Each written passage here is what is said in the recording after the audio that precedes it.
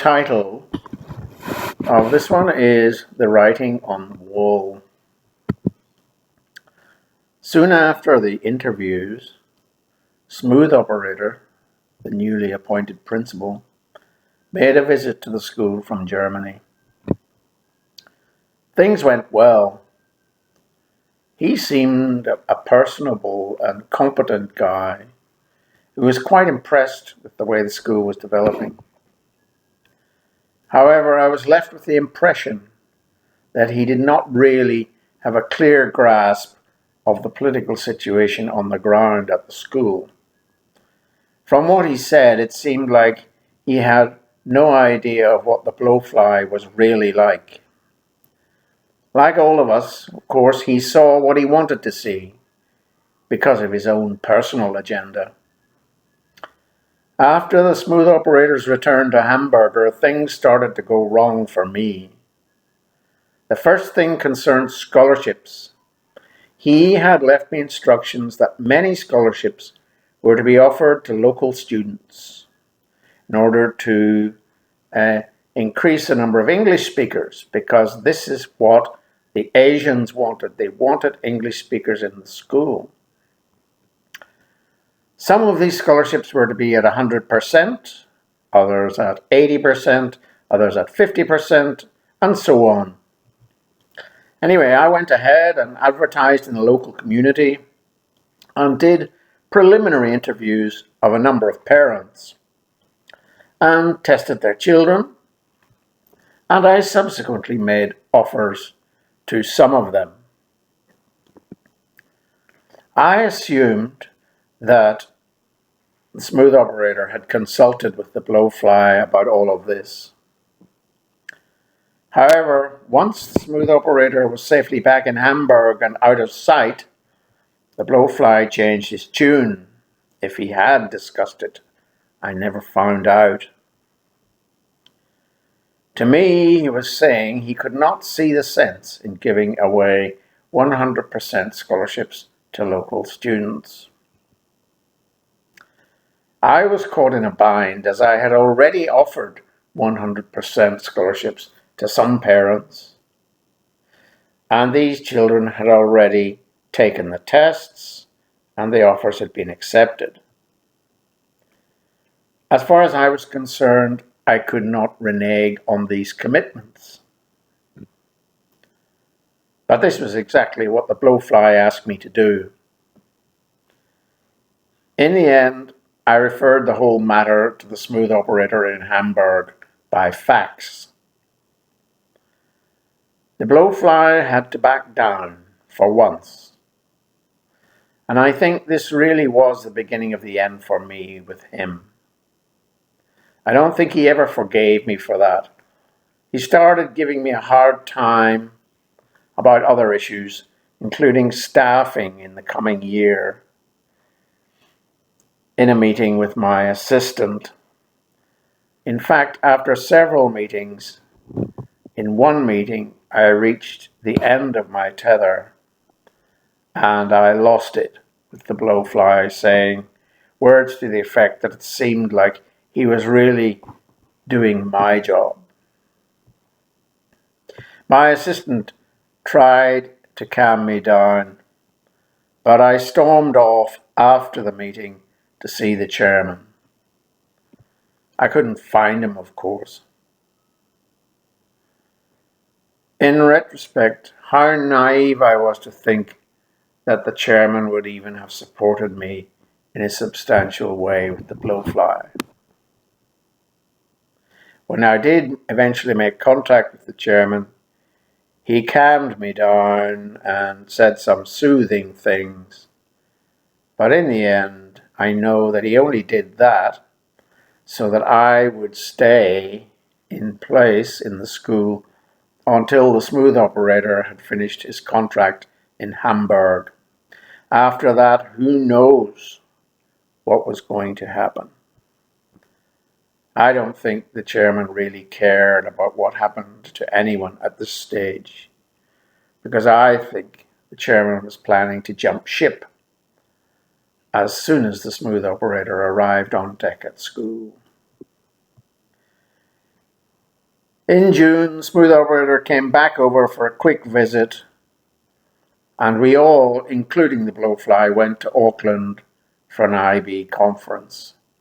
I don't know what the blowfly was doing in Auckland for an IB conference. No one has ever told me or explained that. But I think it was simply to make sure that smooth operator and I didn't develop a close relationship. As diplomatically as possible, I tried to articulate my concerns to the smooth operator about the blowfly and his role in the school. But by this time, the smooth operator had a stake in not listening to this sort of talk. I could sense this, so I had to be sure that I did not sound too negative. Meanwhile, in August, the blowfly and I went to Canberra to sort out some curriculum issues with the ACT authorities. The blowfly was distinctly cool on this trip. I began to get nervous, and I could see that the closer it came to the arrival of smooth operator, the more difficult the blowfly and his wife, the bursar, were being with me. I started to worry and lose sleep. I went to my GP to get medication for anxiety, but I had difficulty in articulating my problem to him, as of course the GP was also the school doctor and well known to the blowfly. It was only around this time that it occurred to me to even think of getting permanent residence in Australia. If I got permanent residence, it would mean that if I lost my job, which seems like a good possibility now at this time, that I would be able to look for another one in Australia. I had started to think that even though Maria nor I, we didn't really like Australia, it might actually be a good place for the children to grow up in. I could see that it was a young person's country. There were opportunities for young people. It was stable politically. By this time I was 40, and in my opinion, too old. It's not a good age to try to establish yourself in another country. For reasons I shall never fully understand, I think I was just lucky. The blowfly actually agreed to sponsor me, and because I was British, my application for permanent residence went through relatively smoothly in a matter of weeks. Maybe the blowfly did see me continuing in some role in the school after the smooth operator's arrival. I don't really know. It was hard to know what the blowfly was thinking. In November of 1992, we had the Bangkok IB Coordinators Conference. Now, this was a conference in which IB coordinators were expected to attend if you're an IB school. Getting to this conference wasn't easy. The school bursar was the blowfly's wife, and of course she was totally unqualified as the school bursar. She was simply there by virtue of the fact that she was the boss's wife. She never liked me. In fact, she didn't seem to like anyone except Rasputin, with whom she seemed to get on very well. As the arrival of the smooth operator got nearer, the bursar gradually entered into a campaign to undermine me with her husband and started to make life really difficult for me. I intended to use my American Express card to go to the IB conference in Bangkok, as I had no cash. About a week before the trip, I realized my card had expired. So, perfectly innocently, I asked the bursar for a few $100s to pay for the hotel in Bangkok. But she wouldn't give it to me, and she kept putting me off with some excuse. On the final morning, I was due to go to Bangkok. She still had no money for me, and in a blind panic, I had to go to the local chemist, who was then deputizing for the chairman on the board, to explain the situation. And he most generously gave me $1,000 out of his till from the chemist shop. The chemist was an exceptional person. He was a Chinese migrant and was a very kind and generous person. He was the type of migrant Australia is very lucky to have: hardworking, generous, and open-minded. He deputized for the chairman in his absence. I think this whole episode was another embarrassment for the blowfly, and he never forgave me for it. It was another nail in my coffin. Neither of them, neither the blowfly nor his wife, wanted me to go to Bangkok.